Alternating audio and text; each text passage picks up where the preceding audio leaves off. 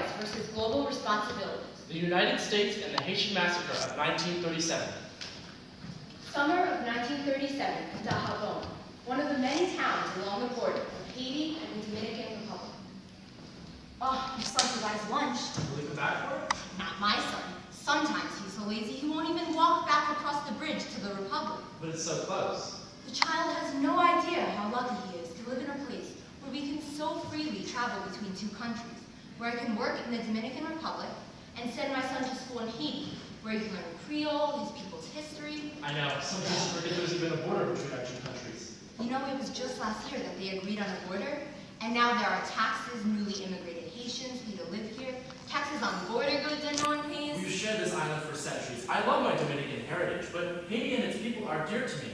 I don't think a border could ever really split this place in two. Yes, my family is ethnically Haitian, but my parents and I were all born right here in the Dominican Republic.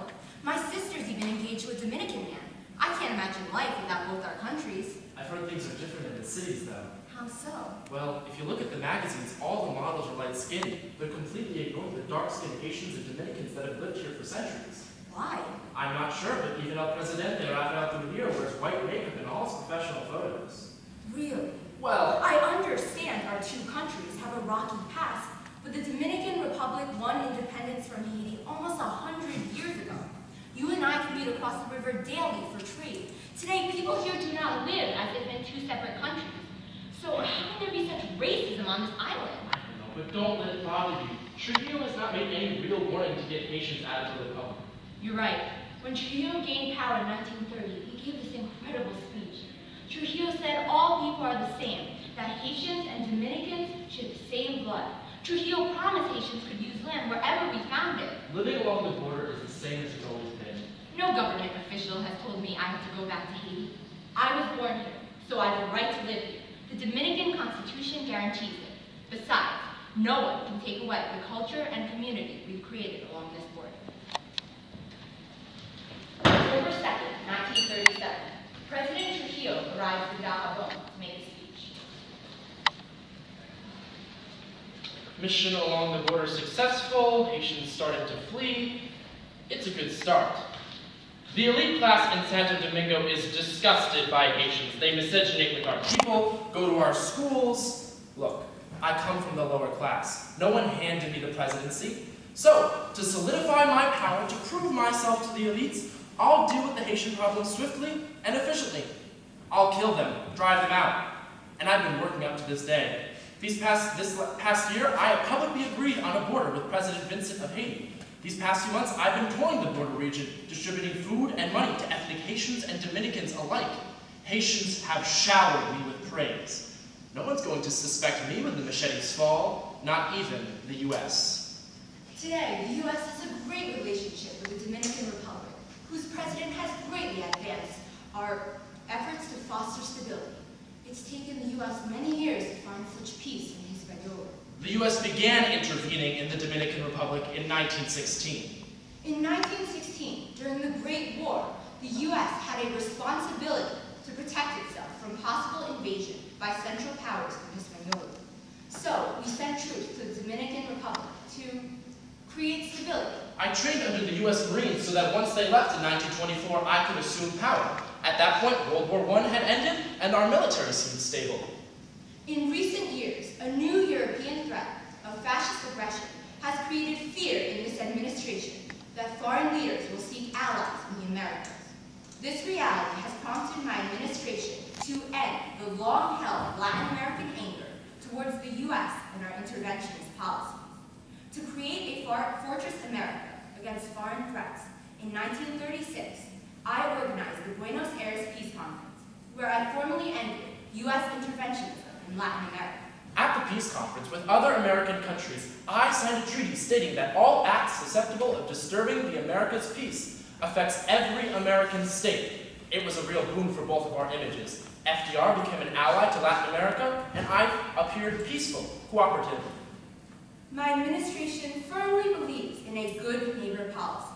As good neighbors, American countries shall together solve problems facing our continents. The U.S. may have changed its ostensible role in Latin America from interventionist to non-interventionist, but its responsibility stayed the same, to protect American continents from the threat across the Atlantic.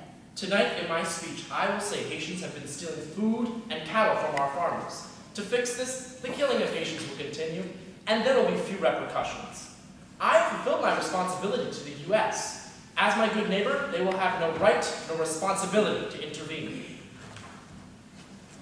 October 4th, 1937, a Dominican priest raising Haitian children in the Dominican Republic.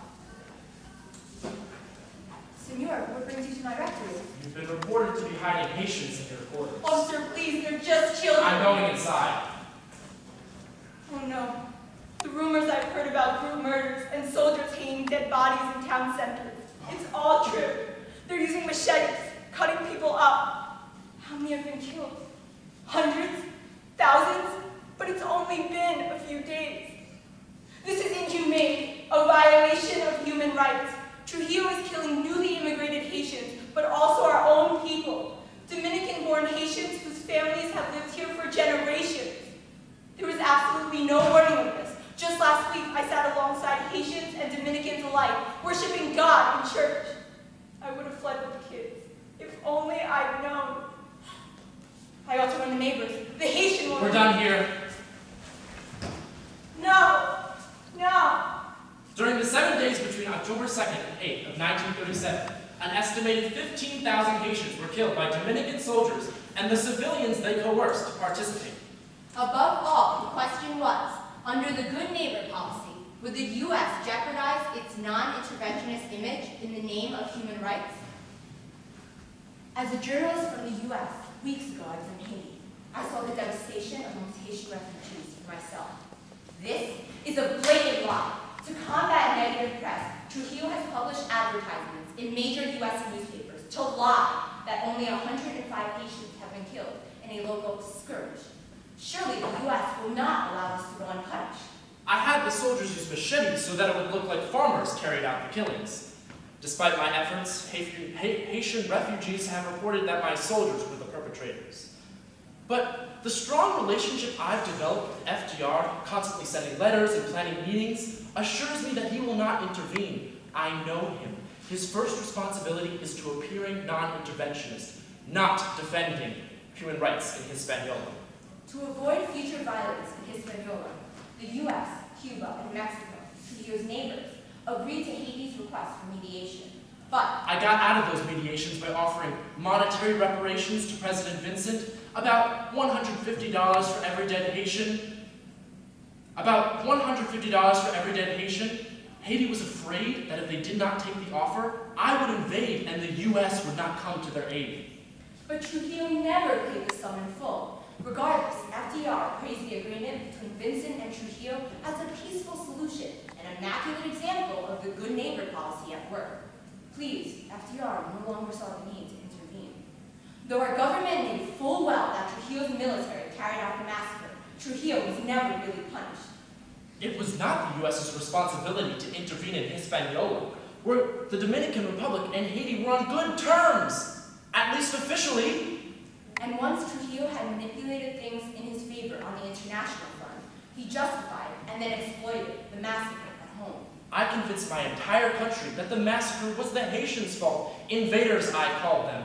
I embedded anti-Haitianism into every corner of Dominican society. I banned the practice of Haitian voodoo, held racist party conventions, rewrote textbooks into racist treatises. The massacre was the inception of an era of anti-Haitianism. I gave my people nationalism and a feeling of superiority, thus completely solidifying my place as president of my republic. So, the legacy of this event is double-sided. Yes, FDR fulfilled his global responsibilities. He appeared non-interventionist, which did bring Latin America into an alliance with the U.S. against the European threat.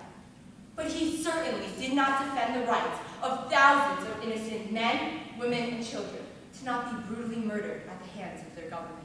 He absolutely did not offer justice or dignity to the Haitians who continue to live under the shadow of Trujillo. Justice, we assume, is our natural right.